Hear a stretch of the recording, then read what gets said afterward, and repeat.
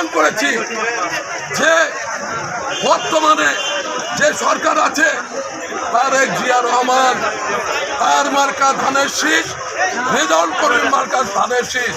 আমরা আশা করি 36টা যাতে আমরা অনুরোধ রাখবো বাংলাদেশ হরিজন ঐক্য পরিষদ থেকে সারা বাংলাদেশে আহ্বান রাখবো, ভোট বিপুলভাবে ধানের শীষে আমরা চাই। এবার বগুড়া পৌরসভা শ্রমিক ইউনিয়নের সংগ্রামী বক্তব্য দিবেন আনোয়ার রহমান, সাধারণ সম্পাদক।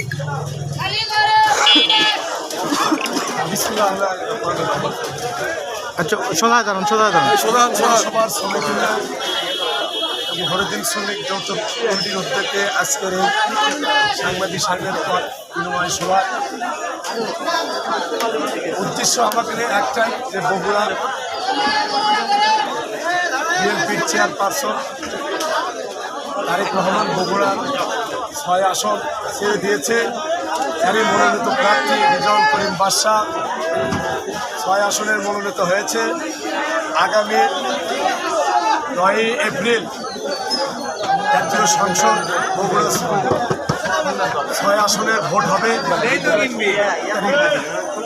যৌথ আমরা কমিটি হরিদল এবং শ্রমিক ইউনিয়নের যারা শ্রমিক আছে জনগণের কাছে আমরা একটাই দাবি, যে আমাদের বগুড়া 6 আসন সদরের ধানের শীষে যে তারেক সাহেবকে যত ভোট দিছে ওই রকম করে ব্যাপক রেজাউল করিম বাদশাকে আপনারা ভোট দেবেন, দিয়ে জয়যুক্ত করবেন।